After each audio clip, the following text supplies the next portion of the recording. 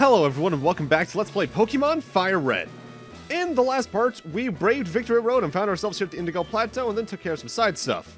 From here on, you'll face the Elite Four one by one. If you win, a door opens to the next trainer. Good luck.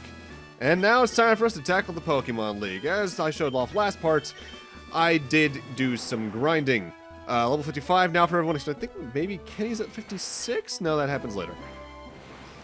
Showing off their movesets just so you can know what I'm going in with. No one's really holding any items except for Blaze is holding the amulet coin just so I can get some extra change from fighting all these final things.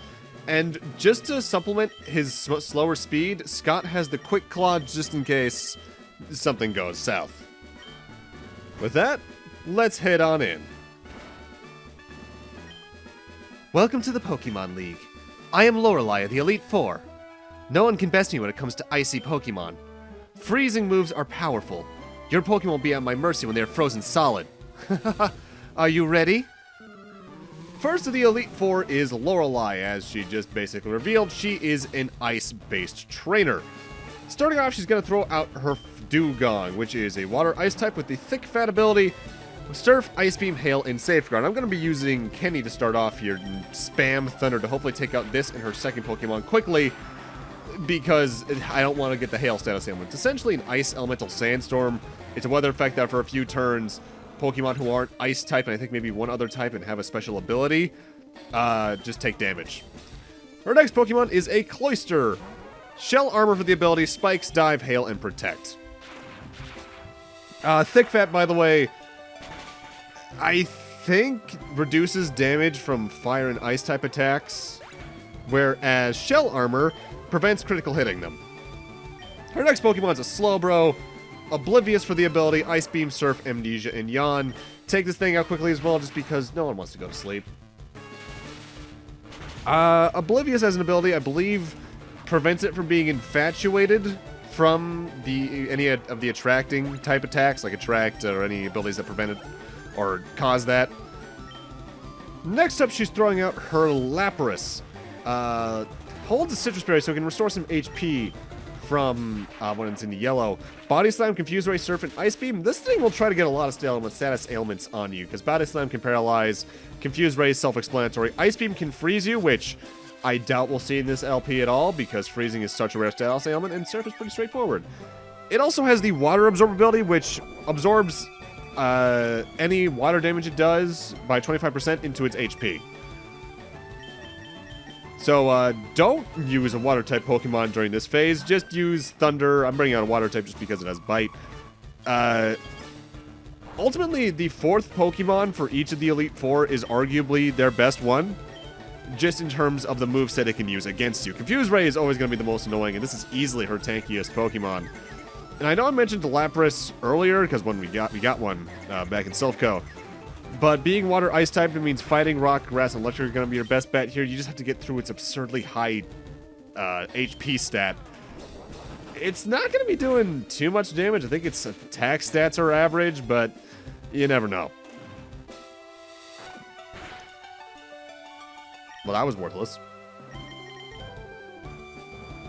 Ultimately, the reason I switched out wasn't just so I could do damage. I forget if I even mentioned this at this point. There are some status ailments that will vanish upon switching out. Confusion, Attraction, your statuses will restore themselves from any raisings or lowerings. And I think that's it off the top of my head. There might be one I'm just plain forgetting about, honestly. Next up, her final Pokemon is a Jinx. Oblivious for its ability, so it's not going to get attracted to anything. Double Slap, Ice Punch, Lovely Kiss, and Attract. This thing's all about stunning you with Attraction. As for Jinx itself, because this is a new Pokemon, it is an Ice Psychic type, meaning that it is weak to Rock, Bug, Ghost, Steel, Fire, and Dark.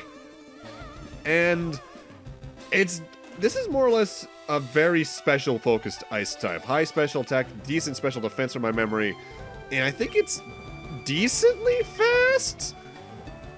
It just can't take much of anything physically from my memory. Its physical stats are nothing special.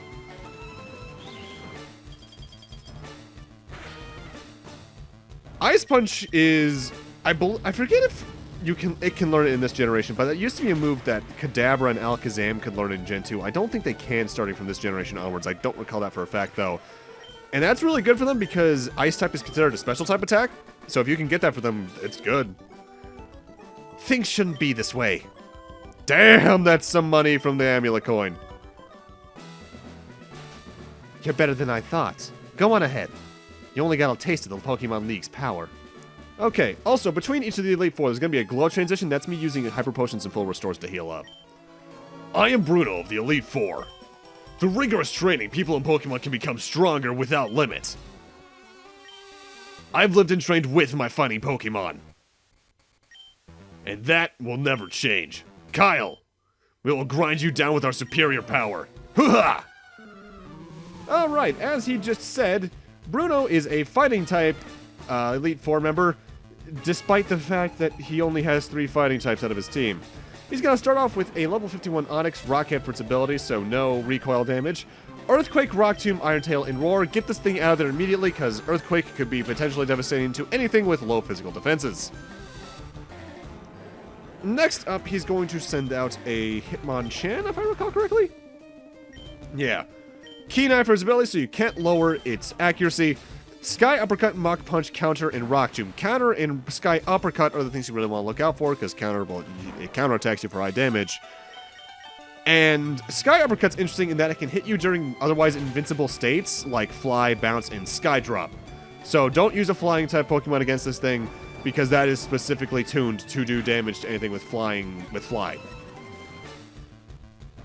Though, with my team, this is arguably the easiest Elite Four member, because Alakazam, man. It's going to do a lot of damage really quickly. Next up, if I recall the order correctly, he's going to be sending in his Hitmonlee. His Hitmonlee has Limber for an ability, which prevents it from being paralyzed. Otherwise, it has Mega Kick, Foresight, Facade, and Brick Break. Facade? I actually forget what that does off the top of my head. I want to say that's just... It just does straight up damage, but the base power of it doubles under certain status ailments.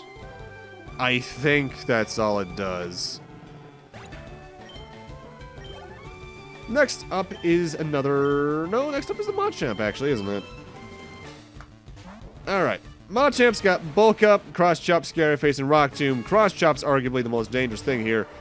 And it has the Guts ability, which increases its attack while it has a status condition. And the important thing about that ability to keep a note is that if you get burned and your Pokemon has that ability, their attack stat won't be halved due to Burn's secondary effect. Finally, he's finishing off with another Onix. Brockhead for an ability, Double Edge, Iron Tail, Earthquake, and Sand Tomb. It's essentially if the other one got stronger. Nothing too complicated.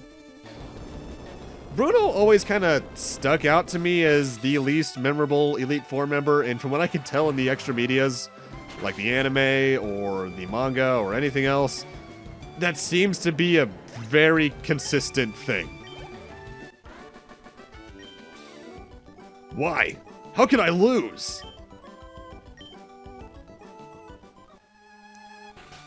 My job is done. Go face your next challenge.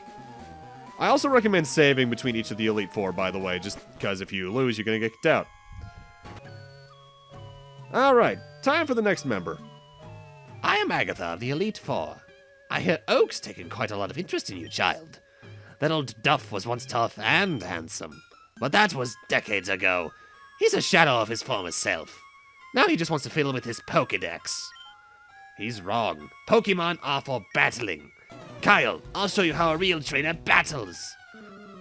Alright, number 3 in the Elite Four is Agatha, who is a Ghost-type specialist, but you wouldn't be able to tell based off her team's typings, because every single one of her Pokemon has a Poison subtyping.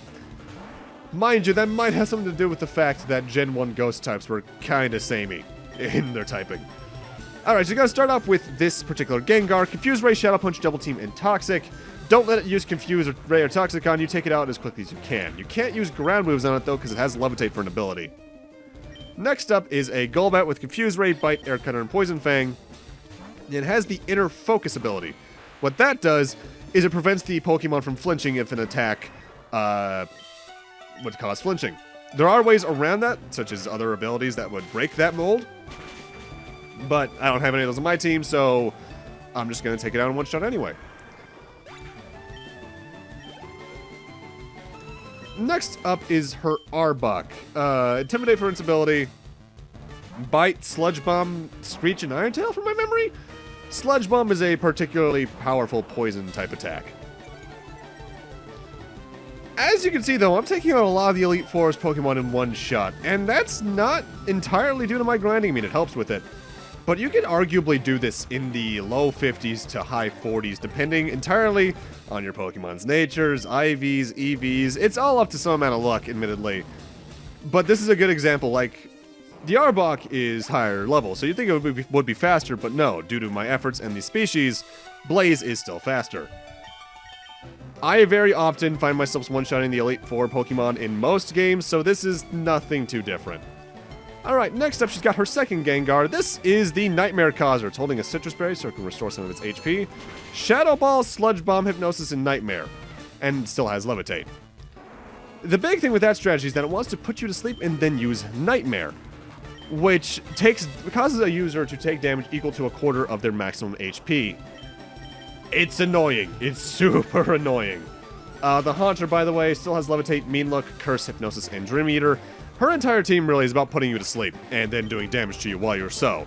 So if you can take her Pokemon out quickly enough before they put you to sleep, you don't have to worry. She's arguably the most annoying Elite Four member. Oh my, you're something special, child. You win! I see what the old Duff sees in you now. I have nothing else to say. Run along now, child. And now it's time for the fourth member of the Elite Four, who in the original Gen 1 was definitively the hardest member of the Elite Four, not so much nowadays due to some changes since the original Gen 1. Ah, I've heard about you, Kyle. I lead the Elite Four. You could call me Lance, the Dragon Trainer. You know that dragons are mythical Pokemon. They're hard to catch and raise, but their powers are superior. They're virtually indestructible, and there's no being clever with them. Well, are you ready to lose? Your league challenge ends with me, Kyle. Lance uses Dragon-type Pokemon, though you wouldn't be able to tell that just based on his first Pokemon because he's going to throw out a Gyarados, which is Water Flying type.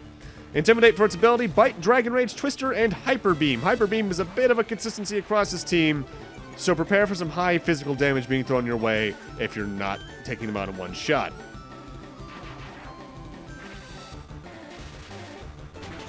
I've never even really talked about dragons much, have I? Because there's only really one line of dragons in the original game, and what made them so broken... first off, their moves were special type to start. They had relatively high base stats, and in terms of offense, or defenses rather, they were only ever weak to Dragon and Ice. They take half damage from everything else that's common, which meant that they could very easily just kind of tank any of your hits in the original Gen 1. Either way, this Dragonair has Shed Skin for its ability, as most Dragonairs do. What that means is that it has a 1 in 3 chance of healing status ailments between turns. Safeguard, Outrage, Dragon Rage, and Hyper Beam. Safeguard prevents non-volatile status ailments from being inflicted on any of the Pokemon within it for, I think, 5 turns. It's not the most annoying thing in the world, but it could cause problems if you're not being patient, or if you're being too slow with things. Next up is his second Dragonair. This one is also level 54, Shed Skin, Safeguard. More or less it's the exact same one, just instead of Dragon Rage, it has Thunder Wave. Which is arguably the more annoying thing than Dragon Rage, because Paralysis could cause more problems than a set 40 damage. Next up, he's going to throw out his Dragonite. Inner Focus for its ability holds a Citrus Berry, Safeguard, Outrage, Wing Attack, and Hyper Beam. And again, because of my natures and IVs, EVs, I'm faster than it, so tough luck there, Lance. Now, while I would say in the original Gen 1 this was arguably the hardest Elite Four member just due to the resistances, a saving grace was that the only Gen 1 Dragon-type move was Dragon Rage, so they could never truly get stabbed on anything except for the Dragonite's Wing Attack. And his final Pokemon is an Aerodactyl. Wing Attack, Ancient Power, Scary Face, and Hyper Beam, and Rock Head for its ability so it doesn't take any recoil damage. I briefly went over Aerodactyl earlier when we got one from the Old Amber, but again, Rock Flying type, so it's weak to Rock, Steel, Water, Electric, and Ice. high attack and speed, but that's about all it has going for it. Its defenses aren't awful, but they're definitely not high. And, by the way, all the Elite Four members can use full restores instead of potions or anything else when their Pokemon are low on HP, so you might need to take out their health bar twice. Ancient Power is an interesting move from my memory, though, because it inflicts damage, but it also has, I think, a 10% chance of raising all of the Pokemon stats by one stage. Which means, if you're reliant on luck, that could be a potentially good strategy for just causing some damage as well as causing some more chaos. And that's the Elite Four taken care of. That's it. I hate to admit it, but you're a Pokemon master.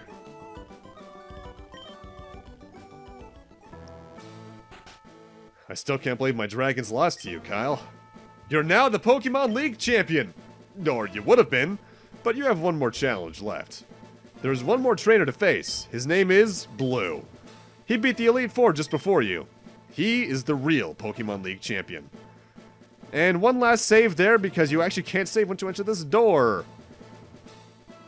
Hey, Kyle. I was looking forward to seeing you, Kyle. My rival should be strong to keep me sharp. While working on my Pokedex, I looked all over for Pokemon. Not only that, I assembled teams that would beat any Pokemon type. And now, I'm the Pokemon League champion. Kyle, do you know what that means? I'll tell you. I am the most powerful trainer in the world. I'd say region, buddy. Final boss against our good old friend, Blue. Starting off, he's going to throw out his ever-loyal Pidgeot. Keen Eye for the ability, so you can't lower its accuracy. Aerial Ace, Feather Dance, Sand Attack, and Whirlwind. A well-placed Thunderbolt or Thunder, though, when it goes down like nothing else. Now, I believe early on I mentioned that I like FireRed Leaf Game's soundtrack, except for the battle themes, because I think that one guitar's a bit samey. Blue's battle theme for this battle in particular is the one exception to that, because this sounds amazing. And now for his copycat, he has a Rhydon, Lightning Rod for the ability, so if it was in a double battle, it would take any lightning damage that was going out.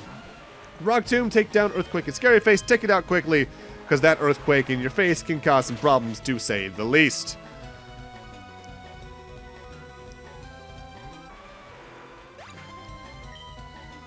Next up, I believe he throws out his Executor? Grass Psychic, so usual there. Chlorophyll, so don't use Sunny Day unless you want to raise its speed up. Sleep Powder, Light Screen, Giga Drain, and Egg Bomb. This is probably the weirdest Pokemon on his team, and if I recall correctly, it's one he replaces depending on which starter you chose. Like, I think if you chose Squirtle instead of this, he just has the Venusaur. It's nothing too spectacular. Next up, I believe, is his... Is it his Alakazam, or does he throw out his Blastoise next? I forget. Blastoise. Torn is his ability. Rain Dance, Hydro Bump, Pump, Bite, and Skull Bash. The big thing with this Pokemon, aside from being the highest level in the main storyline at 63, is that it's going to try and use Rain Dance and then use Hydro Pump to just try and one-shot you. Of course, I can do that right back at you, because I know type advantages. This is why I like how Pokemon's leveling curve works sometimes, is that even if you're like 8 levels lower like this, you can still deal with the opponent very easily if you just know their defenses and their type advantages. Because, yeah, if that was just Final Fantasy, I probably would have died just then. Alright, his Alakazam still has Synchronize for its ability, so don't inflict status ailments on it. Psychic, Reflect, Future Sight, and Recover. God, our Alakazams are actually relatively similar, aren't they? And I figured might as well just throw Anthem out there. I tried to give everyone some screen time in this final boss just because it's the whole team. We've worked this far to get here. Might as well give everyone a shot.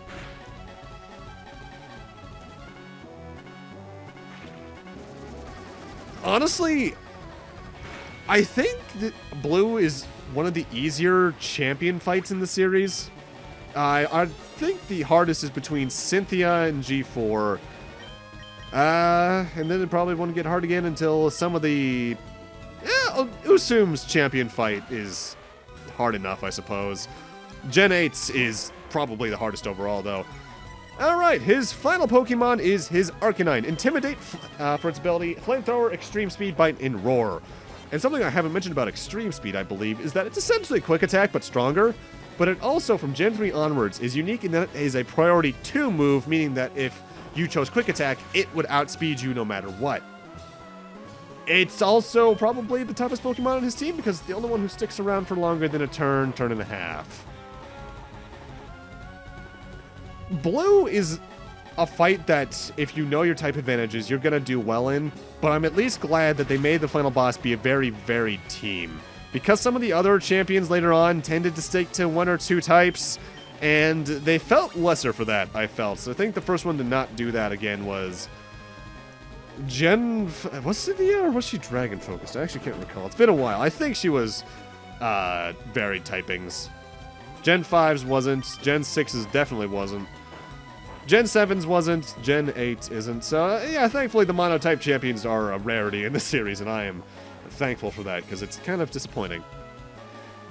In a way, this team is really well set up because it's something I could actually see someone using, but my team is better.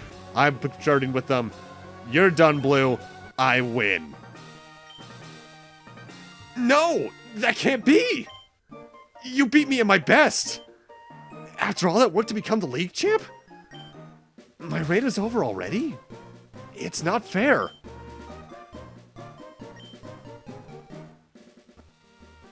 Why? Why did I lose? I never made any mistakes raising my Pokemon. Darn it!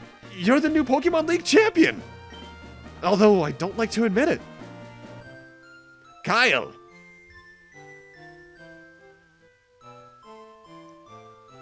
So you won! Sincerely, congratulations.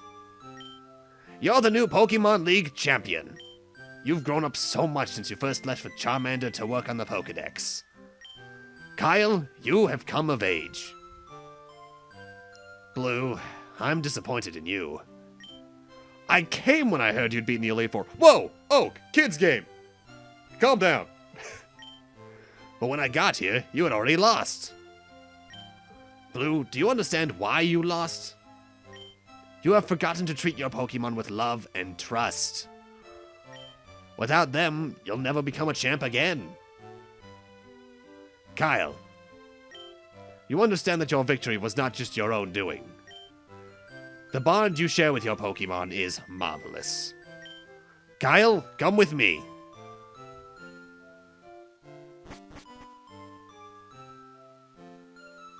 Ahem. Congratulations, Kyle. This floor is the Pokemon Hall of Fame. Pokemon League champions are honored for their exploits here. Their Pokemon are also recorded in the Hall of Fame. Kyle, you have worked hard to become the new League champion. Congratulations, Kyle. You and your Pokemon are Hall of Famers.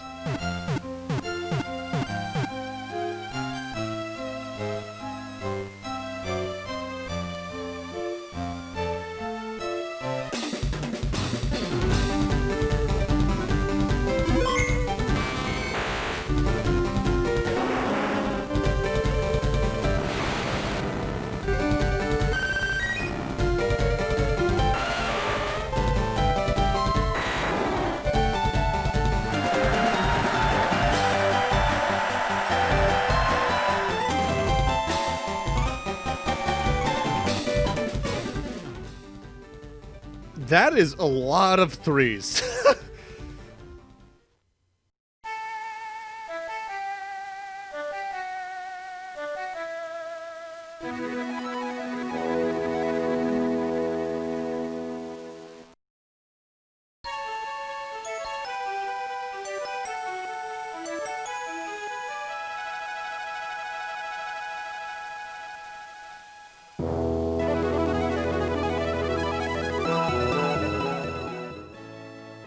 And that's Pokemon FireRed, mostly.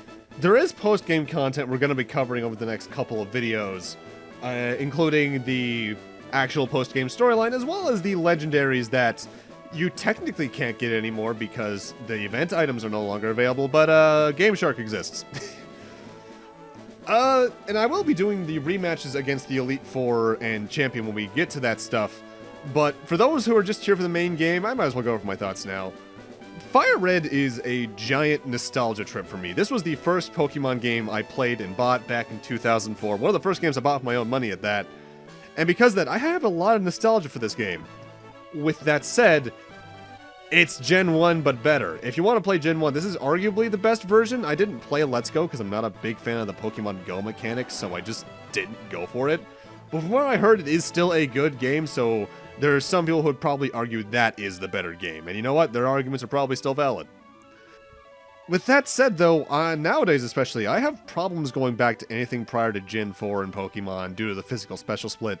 And even then, I have trouble going back to anything before Gen 5, because honestly, looking back, I don't like the layouts of the regions in Gens 1 through 4. Yeah, they're more organic, but I think they sacrifice a level curve for that, because Kanto's level curve during the latter third is kind of from once you reach after Celadon, the levels kind of stagnate because they want to compensate for all the paths you can take.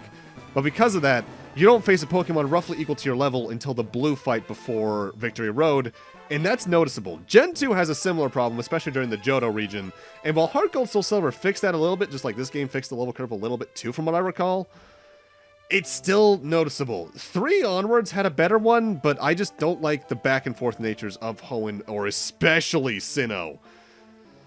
With that said, I do like this game still, because I still love this series, and it won't be the last we see of it. We'll see the next Pokemon game sooner than 6 years from now, I'll tell you that for a fact.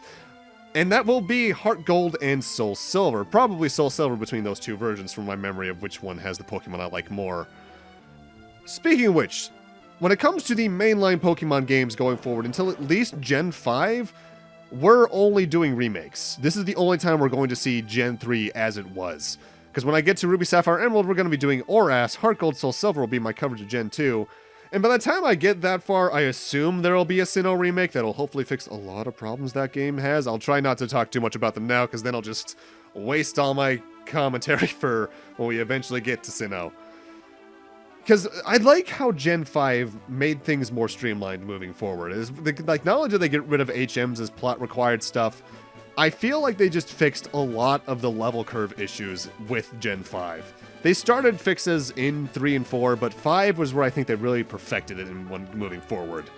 Don't get me wrong, Gen 5 onwards have their share of problems too, but if I'm going back to a Pokemon game, which isn't too common as it is, I'm going back to Gen 5 through now Gen 8. Out of those ones, the one I played the most is probably either Black and White or Sun and Moon, because I like those games a lot, but X and Y are still good, and Sword and Shield are really good games. Yeah, the whole controversy's there, and I've avoided talking about that for the most part just because, God, it's that controversy is hell. But as for FireRed and Leaf Green itself at the end of the day, with the future games in mind, it definitely seems worse, but it's still a solid game on its own. For those who are going to be joining me for the post-game stuff, I'll see you guys then. But for those of you who are going to leave off here, I'd like to thank you guys for watching. Have a great night and take care. And I'll hopefully see you guys next Let's Play, whatever that may be. See you guys then.